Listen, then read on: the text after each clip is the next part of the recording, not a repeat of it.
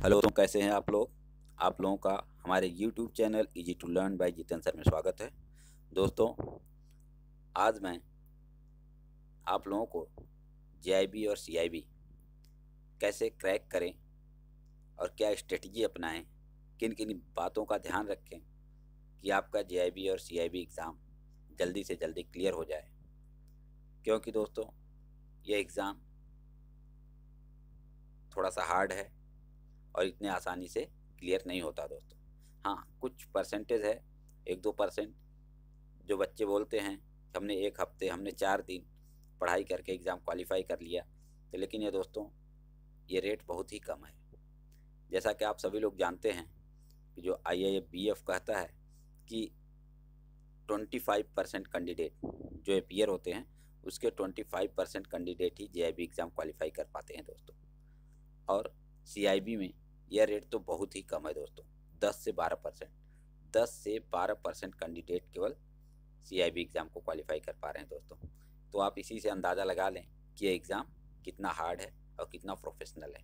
ठीक है दोस्तों, तो अगर हम इस एग्ज़ाम में थोड़ी सी स्ट्रेटजी अपना के ध्यान से कुछ पॉइंट पे ध्यान दे के काम करें तो शायद एग्ज़ाम इजीली क्वालिफाई कर सकेंगे दोस्तों।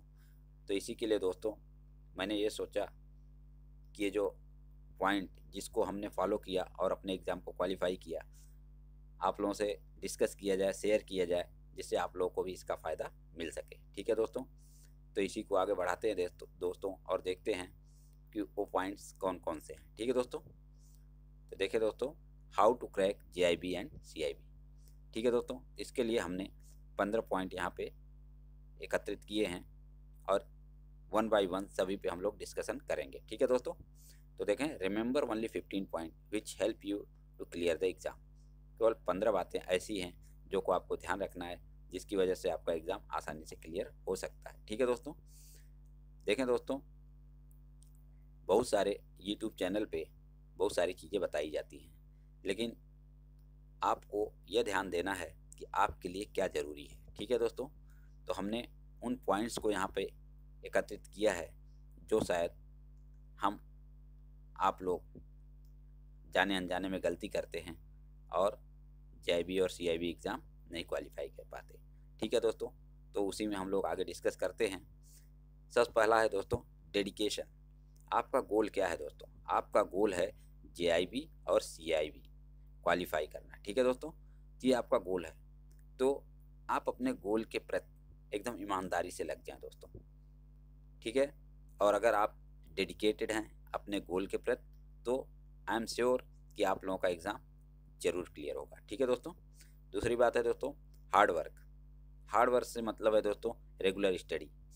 आपको इस एग्ज़ाम को क्वालिफाई करने के लिए दोस्तों 1 साल ही है, 1 साल आप अच्छे से मेहनत करें, रेगुलर स्टडी करें, और मैं 100% कह सकता हूं कि आप अपना एग्ज़ाम क्वालिफाई कर लेंगे। ठीक है दोस्तों,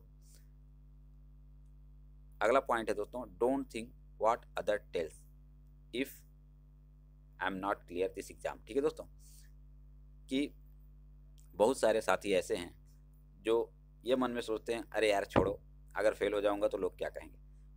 तो दोस्तों, उनका छोड़ो, उसके बारे में सोचो ही मत। एग्ज़ाम आप दे रहे हैं और एग्ज़ाम के 2 ही रिजल्ट होते हैं, फेल होना और पास होना। अगर आप फेल होते हैं, इसका मतलब ये नहीं कि आप में वो क्वालिटी नहीं, इसका मतलब ये है कि आप उतनी प्रिपरेशन नहीं किए थे जितनी की रिक्वायरमेंट थी। हम अगली बार और प्रिपरेशन करेंगे। ठीक है दोस्तों, तो ये चीज़ सोचना तो छोड़ देना चाहिए कि लोग क्या कहेंगे, क्योंकि बहुत सारे लोग ऐसे ही हैं जो अपना कुछ नहीं करते और दूसरे के बारे में बोलते रहते हैं। ठीक है दोस्तों, तो हमारा ये मानना है कि अगर हम एग्ज़ाम में अपीयर होने जा रहे हैं तो हमें इस बात को अपने दिमाग से निकाल देना चाहिए कि फेल होऊंगा तो लोग क्या कहेंगे। ठीक है दोस्तों, अगर आज फेल हुए हैं तो कल आप अवश्य पास होंगे। ठीक है दोस्तों, तो इस चीज़ पे भी ध्यान देना चाहिए। अगला पॉइंट है दोस्तों, be cooperative and make liaison with BM and other staff also. ठीक है दोस्तों, ये बहुत ही इंपॉर्टेंट पॉइंट है दोस्तों, और शायद ही इस पॉइंट को कोई आपको बताएगा। मैं इसलिए बता रहा हूँ दोस्तों कि ये काफ़ी हेल्पफुल होता है दोस्तों आपके प्रिपरेशन के दौरान। ठीक है दोस्तों, अगर आप कोऑपरेटिव हैं, दूसरे के काम में हाथ बटा रहे हैं और बीएम से और स्टाफ से लाइजन बना के रखते हैं, तो आप समय से अपने घर जा सकते हैं दोस्तों, अपने रूम पे जा सकते हैं और उस समय का उपयोग कर सकते हैं अपने एग्ज़ाम के प्रिपरेशन में। ठीक है दोस्तों, तो आपको ऐसा लाइजन बनाना है कि लोग आपको पसंद करें और बोलें कि ठीक है यार, आप जाइए 1-2 घंटे पहले चले जाइए और अपने एग्ज़ाम की तैयारी कीजिए। उससे आपका दिमाग फ्रेश रहेगा दोस्तों और आप अपने एग्ज़ाम के लिए कंसंट्रेट कर पाएंगे। ठीक है दोस्तों, इस पॉइंट पे आप फोकस कीजिए क्योंकि ये बहुत ज़रूरी है। ठीक है दोस्तों, कहने को कौन क्या बोल रहा है उसका ध्यान नहीं है दोस्तों, मैंने इसको अपनाया है और मुझे इसका फ़ायदा भी मिला है। ठीक है दोस्तों, अगला पॉइंट है दोस्तों, ready to spend small amount of money. ठीक है दोस्तों,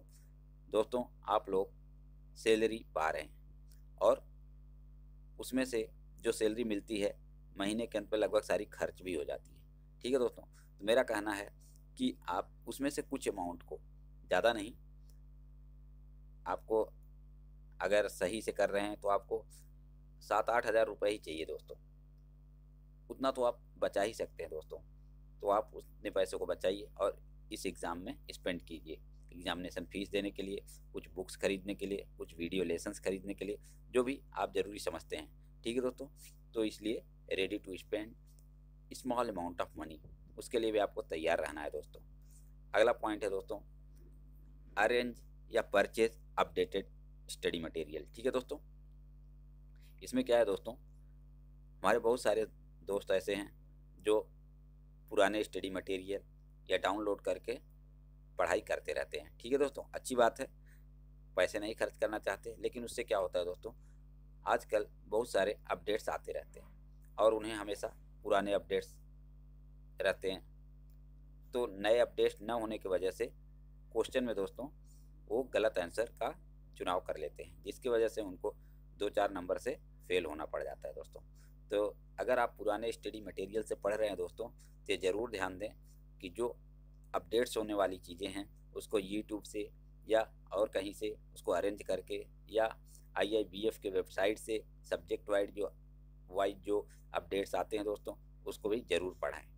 तो इसलिए इस पॉइंट को हमने यहाँ पे मेंशन किया है दोस्तों, क्योंकि पुराने स्टडी मटेरियल पढ़ने से दोस्तों बहुत सारी प्रॉब्लम्स हो रही हैं, क्योंकि अपडेट्स नए होते नहीं हैं और हम ये सोचते हैं कि हमने ये सही ऑप्शन लगाया है और वो गलत हो जाता है। तो ठीक है दोस्तों, ये गलत नहीं है कि आप पुराने स्टडी मटेरियल से पढ़ रहे हैं, लेकिन आप ये ज़रूर ध्यान दें कि उसके जो अपडेट्स आए हैं कि आपने उसको पढ़ा कि नहीं पढ़ा। अगर आप ऐसा नहीं कर सकते तो हम तो आपसे ये सलाह देंगे कि नए और अपडेटेड स्टडी मटेरियल खरीदें। ठीक है दोस्तों, अगला पॉइंट है prepare your notes which will help in revision. ठीक है दोस्तों, आपको अपना नोट्स बनाना है दोस्तों, और नोट्स ऐसा बनाएंगे दोस्तों कि जब एग्ज़ाम आएगा 1 हफ्ते या 2-4 दिन का जब समय मिलेगा तो आप उसमें ईजिली उसको रिवाइज कर सकते हैं। क्यों? क्योंकि उसको आपने लिखा है दोस्तों और आपने इम्पॉर्टेंट पॉइंट को एक जगह इकट्ठा किया है। आप दूसरे के नोट्स से उस तरह से रिवाइज नहीं कर पाएंगे दोस्तों। या बहुत सारे हमारे फ्रेंड हैं वो वीडियो लेसन देख के रिवाइज करना चाहते हैं दोस्तों, उनको उतना फ़ायदा नहीं मिल पाता।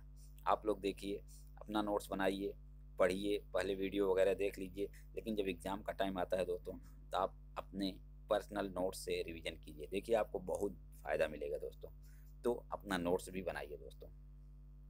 अगला पॉइंट है दोस्तों, watch related video which is easy to understand by you.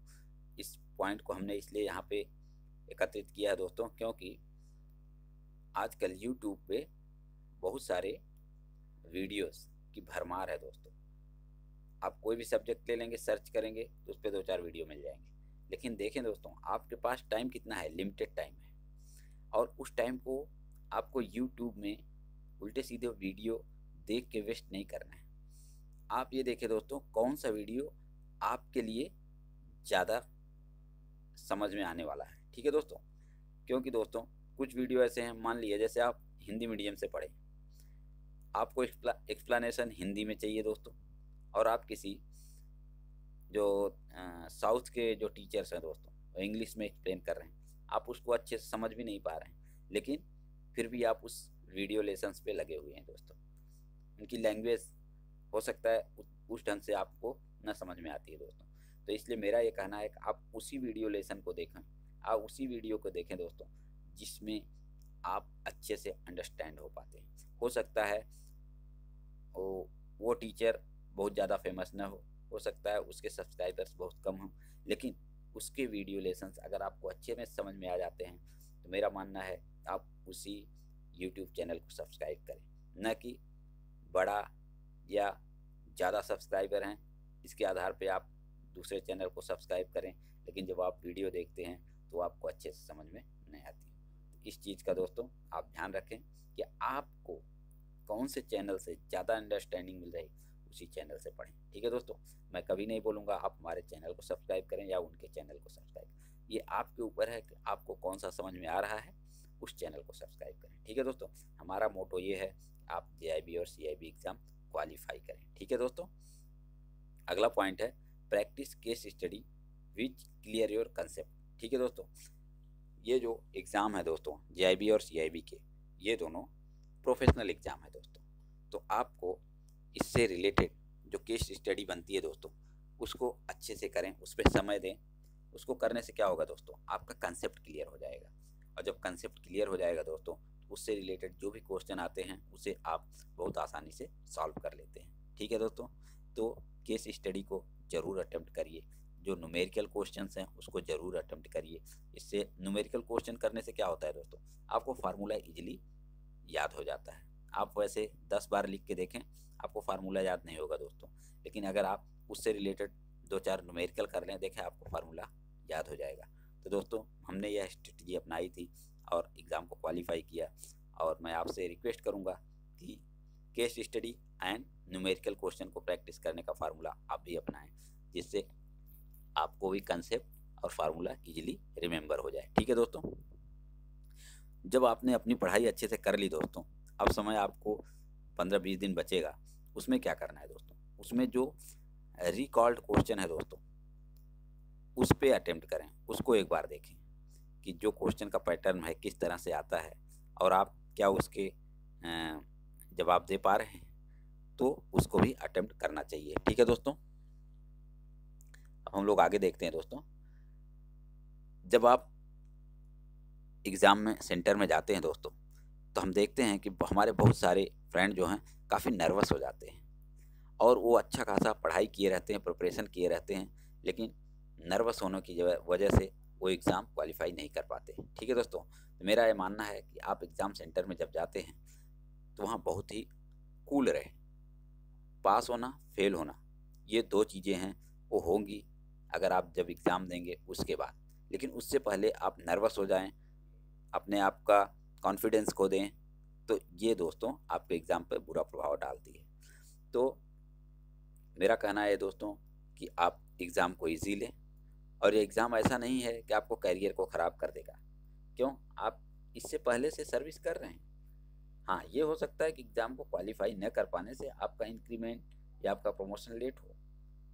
ऐसा भी नहीं है कि आज आप अगर नहीं क्वालिफाई कर रहे हैं तो कल ना कर पाएँ। आज अगर नहीं किए तो हो सकता है कि अगले एग्ज़ाम में आप क्वालिफाई कर जाएँ। इसलिए मेरा ये मानना है कि आप हमेशा कूल रहें, पेशेंस रखें, कॉन्फिडेंस रखें।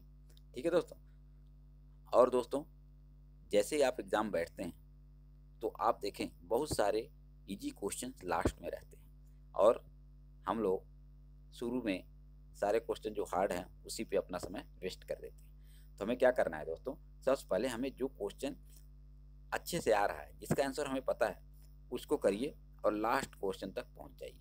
इससे आपको ये होगा दोस्तों, जैसे आपने 30 क्वेश्चन ही अटेंड कर पाया, मान लिया कि आपने 100 में से केवल 30 क्वेश्चन अटेम्प्ट किए, लेकिन आप सोचें 30 जो अटेम्प्ट किए हैं उसमें 90% आप श्योर हैं कि हाँ हमने इतने क्वेश्चन सही किए हैं। ठीक है दोस्तों, तो आप उतने कॉन्फिडेंस हो गए। उसके बाद जो उससे हार्ड है उसको अटेम्प्ट करें दोस्तों, इससे आपका कॉन्फिडेंस लेवल भी बढ़ेगा। उसके बाद क्या करना है दोस्तों, जो क्वेश्चन नहीं आ रहे हैं सबसे लास्ट में उसको टिक करना है। कोई भी क्वेश्चन हमें छोड़ के नहीं आना एग्जाम में दोस्तों, क्योंकि यहाँ पे कोई निगेटिव मार्किंग नहीं है। ठीक है दोस्तों, तो बी कूल, कॉन्फिडेंस रखें, अपना कॉन्फिडेंस को बरकरार रखेंगे तो आपके गलत क्वेश्चन भी सही हो सकते हैं दोस्तों। ठीक है दोस्तों, हमें लग रहा है हमने जो आपको ये 15 पॉइंट बताए हैं दोस्तों, ये आपके काम की होंगी, और एक एक पॉइंट पे आप काम करेंगे, और मेरा पूरा सहयोग है दोस्तों कि हम आप लोगों को अच्छे अच्छे वीडियो डालते रहेंगे हर सब्जेक्ट पे। और अगर आपको हमारा ये वीडियो अच्छा लगे, इससे आपको नॉलेज मिले दोस्तों, तो आप लोग हमारे इस चैनल को लाइक करें, शेयर करें, सब्सक्राइब करें, जिससे हमारा भी मनोबल बढ़ता रहे दोस्तों। ठीक है दोस्तों, thank you for watching this video.